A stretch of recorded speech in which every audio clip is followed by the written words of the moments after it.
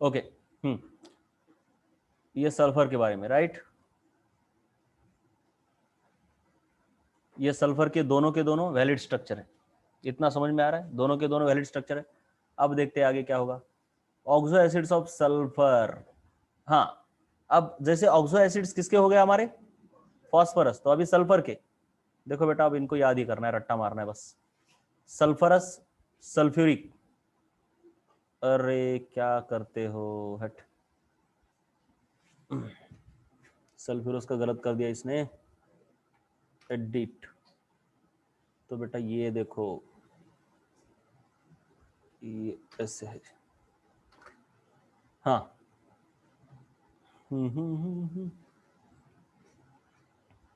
तो ये देखो सल्फरस है। सल्फरस और सल्फ्यूरिक क्या फर्क है पता है? सल्फरस और सल्फ्यूरिक में क्या फर्क दिख रहा है, समझ में आया क्या? क्या है? एक ऑक्सीजन बढ़ गया, एक ऑक्सीजन बढ़ने के बाद अस का इक होता है, ये भी तो हमने देखा है। उसके बाद है पायरो सल्फ्यूरिक। अब पायरो का तो मतलब पता है, दो ऑक्सीजन को एक साथ लगा दो, सॉरी दो, इसके दो मॉलिक्यूल्स को आजू बाजू लगा दो, वाटर को निकाल दो, तो ये बन जाता है। करके दिखाना है या समझ में आ रहा है? समझ में आ रहा है क्या? अरे समझ में आ रहा है क्या, बोलो बेटा। ये देखो, ये दो कौन है, ये दो लोग कौन है बोलो? ये सल्फ्यूरिक एसिड है। इन दोनों को एक साथ लगाओ, ऐसे लगाओ, तो ये वाटर निकल जाएगा। यहां से वाटर निकल जाने के बाद ये ऐसे आएगा, पायरो, बोलो क्या, पायरो सल्फ्यूरिक एसिड। इसका डायमराइजेशन हुआ। और पायरो क्यों? क्योंकि हीट का इस्तेमाल किया, राइट। उसके बाद है पायरो को क्या करो, पायरो के अंदर एक और ऑक्सीजन घुसा दो। किधर गए तुम?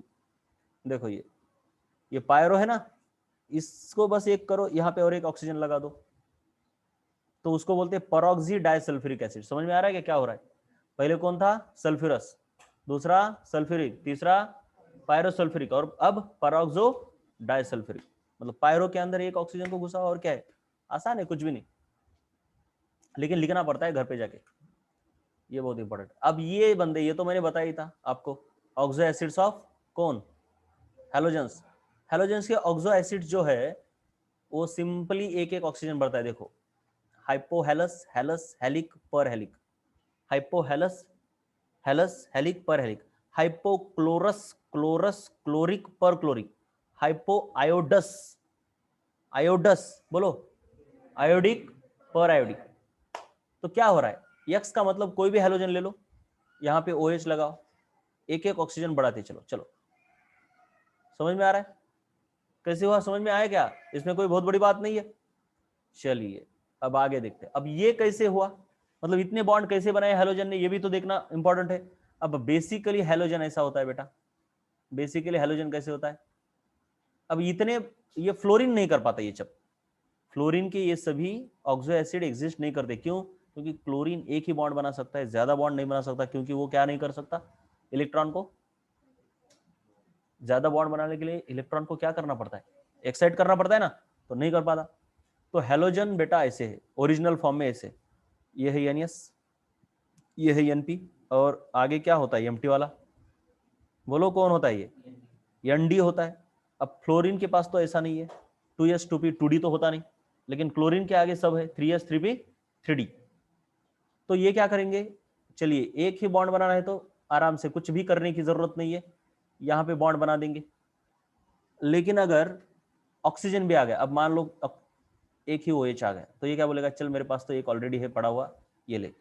लेकिन मान लो इसके पास OH भी आ गया और इसके पास ऑक्सीजन भी आ गया, तो ये क्या बोलेगा, रुको बेटा, तेरे को दो चाहिए, तेरे को एक चाहिए, मैं दे सकता हूँ, इसको मेरे को जरा यहाँ पे एक्साइट करने दो। हो गया एक्साइट, कितने हो गए अनपेड, 3। अब मैं कितने बॉन्ड बना सकता हूँ, 3। तो कैसे बनाएगा, चल तू एक ले, तू दो ले, बोल, और एक ऑक्सीजन आ गया, नहीं अब क्या बना, ये बना, हेलस एसिड बना, और एक ऑक्सीजन आ गया, अरे चलो यहाँ पे लॉटरी है, और एक ऑक्सीजन है, तो बोलता है ले तेरे को भी, इसको मैं एक्साइट कर देता हूँ। कितने हो गए, 5, तो 5 बॉन्ड बना सकता है, तो इसके साथ भी 2 बार बना।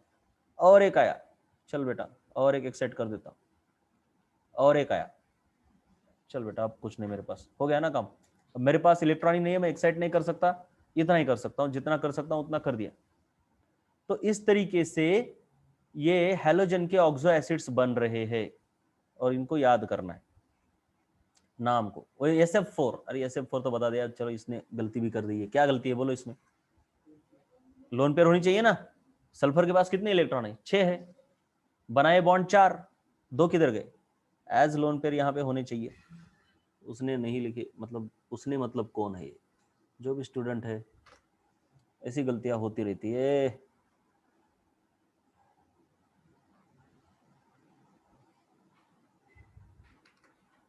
चलो अब आगे, अरे किधर? हाँ,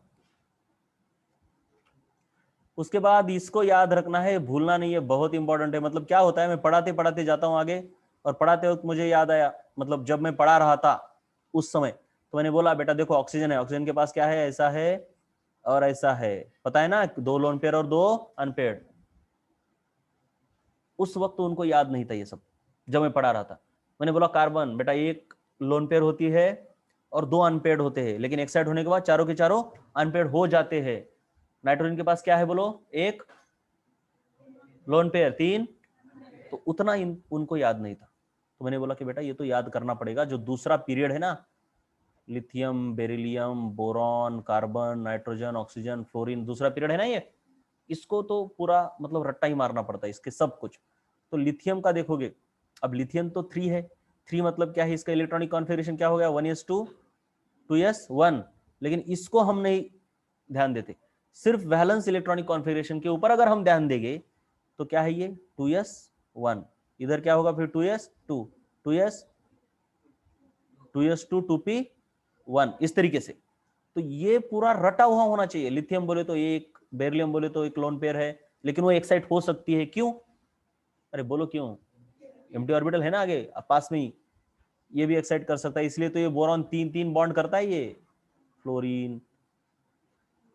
राइट, बात समझ रही है? उसके बाद कार्बन बोले तो ये ऐसा है लेकिन एक्साइट कर सकता है। नाइट्रोजन एक्साइट कर सकता है क्या? अरे नाइट्रोजन कर सकता है क्या? नहीं कर सकता। ऑक्सीजन कर सकता है क्या एक्साइट? फ्लोरीन कर सकता है क्या एक्साइट? नहीं कर सकता, क्योंकि इनके पास क्या नहीं है। इसका मतलब है दूसरे पीरियड में यहां से यहां तक के लोग क्या कर सकते हैं? एक्साइटेशन कर सकते हैं, लेकिन आगे वाले नहीं कर सकते। समझ में आया? और ये पूरा याद होना चाहिए, किसके अंदर कितने इलेक्ट्रॉन है, ये बॉक्स आपके सामने आने चाहिए। राइट, उसके बाद ये देखो यहां, अब ये देखो, ये तो मतलब देखो, मैं जरा पीरियड यहाँ पे निकाल के दिखाता हूँ तो कुछ समझ में आएगा आपको। देखो इस तरीके से पीरियोडिक टेबल है, मान लो। तो बेटा यहां से जरा, ये दूसरा पीरियड है, पहला पीरियड तो ऊपर होता है, पता है ना, दूसरा पीरियड है, और ये दूसरे के आगे वाले तीसरे चौथे जो भी है। अब आपको इतना पता होना चाहिए कि यहाँ जो भी है बेटे, ये तो है lithium, beryllium, boron, carbon, nitrogen, oxygen, fluorine, neon. अब आपने ये तो देखा कि यहां से यहां तक के, यहां तक क्या कर रहे हैं? एक्साइट कर पा रहे हैं, एक्साइट कर रहे हैं ना, और ये लोग एक्साइट नहीं कर सकते। ये तो समझ में आया? अब लेकिन तीसरे पीरियड के ये तो एक्साइट करेंगे ही, लेकिन ये भी एक्साइट कर सकते हैं, सही या नहीं? ये एक्साइट क्यों कर सकते हैं? क्योंकि उनके पास 2p ऑर्बिटल है। बात सही है ना? 2p ऑर्बिटल एम्प्टी है। समझ में आ रहा है क्या? और फटाफट आना चाहिए अब, क्योंकि ये सब चीजें बॉन्ड के अंदर ही पता होनी चाहिए। अब तो ये रिवीजन है, रिवीजन ही चल रहा है, अभी तक नया तो कुछ पढ़ा नहीं रहा हूं मैं। अभी तक जो है ऑकरेंस और फिजिकल प्रॉपर्टीज के एक्सेप्शन, यही मैंने कुछ नया बताया होगा। बाकी सब क्या है जो हमने पढ़ा है वही है, पीरियोडिक टेबल और केमिकल बॉन्डिंग। बहुत ही इंपॉर्टेंट चैप्टर होते हैं, बहुत ही इंपॉर्टेंट। तो पीरियोडिक टेबल के अंदर आप देखोगे तो एक्साइट ये भी कर पाते हैं, ये भी कर पाते हैं, ये भी कर पाते हैं, सिर्फ ये लोग नहीं कर पाते। मतलब सेकंड पीरियड के लास्ट के 4 मेंबर। बात समझ में आ रही है? नाइट्रोजन, ऑक्सीजन, फ्लोरीन, नियॉन, ये क्या नहीं कर पाते? एक्साइट नहीं कर पाते। बाकी सभी कर पाते हैं। ये क्यों कर पाते हैं? भले ही इनके पास 2D नहीं है, लेकिन क्या है इनके पास? 2p है। अब इनके पास 2p है लेकिन भरी हुई है, एम्प्टी तो नहीं है। तो 2D होनी चाहिए, तो 2D तो है ही नहीं इनके पास। और इनके पास तो 3p है, और इनके पास क्या है? 3D है। समझ में आ रहा है क्या? तो एक्साइट इस तरीके से करते हैं ये लोग। तो वही यहाँ पे लिखा हुआ है। ये फर्स्ट 4 एलिमेंट ये नहीं समझेगा, ये नहीं समझेगा। देखो यहाँ पे क्या किया मैंने, सेकंड पीरियड और थर्ड पीरियड। सेकंड पीरियड के मेंबर जो पहले 4 एलिमेंट है, समझ में आ रहा है कौन से पहले 4 एलिमेंट? सेकंड पीरियड के पहले 4, लिथियम, बेरिलियम, बोरॉन। उनके लिए एक्साइटेशन इजी है। हाँ, क्यों? क्योंकि 2p इज एम्प्टी। आखिरी के 4 कौन? नाइट्रोजन, ऑक्सीजन, वो वाले डिफिकल्ट है उनके लिए एक्साइटेशन। क्यों? उनके पास 2p फील्ड है और 2d तो अनअवेलेबल है, तो उनको एक्साइट करना पड़ेगा 3s में, जो कि बहुत ही मुश्किल होता है, इसलिए डिफिकल्ट बोला है। इंपॉसिबल बोला है क्या? इंपॉसिबल तो चीज नहीं होती बेटा। हाइड्रोजन पांचवें तक जाता है एक्साइट होकर। लेमन सीरीज, बामर सीरीज देखिए ना हमने, तो एक्साइटेशन तो है ही पॉसिबल। इंपॉसिबल तो नहीं है, उतनी एनर्जी देनी पड़ेगी, इसलिए तो डिफिकल्ट बोल रहा हूं। केमिकल रिएक्शन में एनर्जी उतनी ज्यादा नहीं रहती, कम रहती है, इसलिए एक्साइटेशन नहीं होता। उनके बाद थर्ड पीरियड वाली इजी है, क्योंकि उनके पास 3p है। जैसे इनके पास 2p है, वैसे इनके पास 3p है। और इनका भी एक्साइटेशन इजी है। 3p भले ही फुल है, लेकिन उनके पास क्या है? 3d है। समझ में आया ये क्या है? चलो, अभी बहुत बोर हो रहे हो तुम।